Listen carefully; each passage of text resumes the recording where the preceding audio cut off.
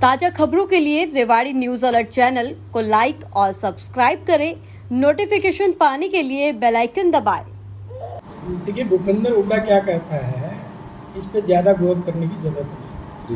भूपेंद्र हुड्डा का ज़माना आपने देखा, किस तरह से ठेकेदारी प्रथा चलती थी, किस तरह से सब नौकरियों में घालमेल था, आप देख रहे होंगे। और आज बिना पर्ची बिना खर्ची के हम नौकरियां दे रहे हैं। आज मेरी विधानसभा में जो पीछे लिस्ट आई थी क्लास 3 की, 300 बच्चे लगे। कभी जीवन में आदमी नहीं सोच सकता।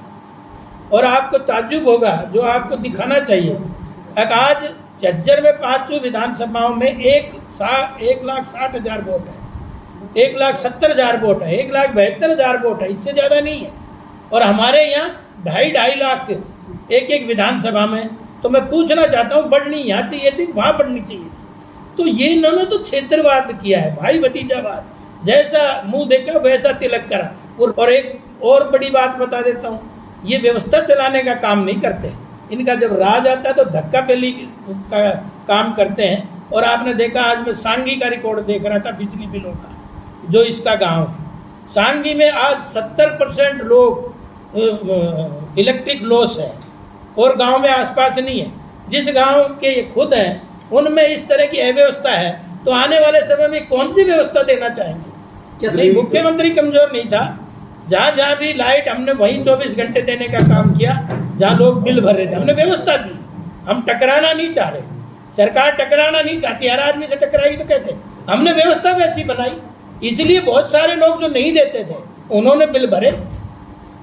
कोसली से भाजपा विधायक लक्ष्मण सिंह यादव ने पूर्व मुख्यमंत्री भूपेंद्र सिंह हुड्डा द्वारा अब की बार 400 पार के नारे पर तंज कसने पर उन्हें आड़े हाथों लेते हुए कहा, भूपेंद्र सिंह हुड्डा क्या कहता है इस पर नहीं करना चाहिए गौर। नारा देने का आधार होता है, बन रहा है देश का मूड। एनडीए को मिलेगी 400 से अधिक सीटें। हुड्डा के समय क्षेत्रवाद हावी रहा है। परिसीमन के माध्यम से दक्षिणी हरियाणा को कमजोर किया है। परिसीमन के माध्यम से भेदभाव किया गया है। कांग्रेस के शासन में रेवड़ी की तरह नौकरियां बढ़ती थी। दीपेंद्र हुड्डा द्वारा कोसली में आईएमटी न लाने के सवाल पर कहा है कि एमपी और मुख्यमंत्री रहते कोसली में क्यों नहीं लेकर आए आईएमटी। अपने शासनकाल के दौरान दक्षिणी हरियाणा के साथ हर क्षेत्र में भेदभाव किया गया है। कांग्रेस द्वारा लोकसभा प्रत्याशियों के नाम घोषित न करने के सवाल पर उन्होंने कहा कि जूतियों में खीर बट रही है। नेताओं में चुनाव लड़ने की हिम्मत नहीं हो रही है। नेताओं को हार का डर सता रहा है। तंज करते हुए उन्होंने ये भी कहा कि कांग्रेस 25 मई के बाद टिकट जारी करेगी। यह भी उन्होंने कहा कि 27 अप्रैल को मुख्यमंत्री नायब सिंह सैनी गोठड़ा टप्पा डहीना में जनसभा को संबोधित करेंगे। जिला कार्यालय में पत्रकार वार्ता कर रहे थे। देखिए, आईएमटी वो तो एमपी भी थे और मुख्यमंत्री भी थे।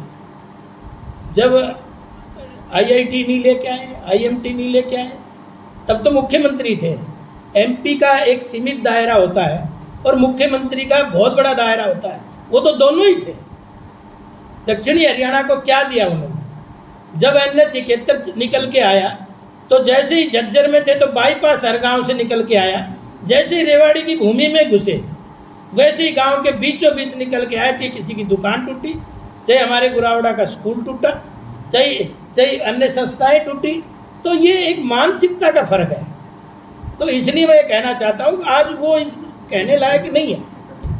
पेच नहीं फंसा, किसी की हिम्मत नहीं होगी चुनाव में। और कांग्रेस में आपने बताया कि जूतियों में खीर बट रही है जी। डिले होने का मुख्य कारण आपस में कलेश है। दूसरा, कोई हिम्मत नहीं कर पा रहा टिकट लेने की, क्योंकि हार का मुंह सबको दिख रहा है। इसलिए कोई आगे नहीं आना चाहता।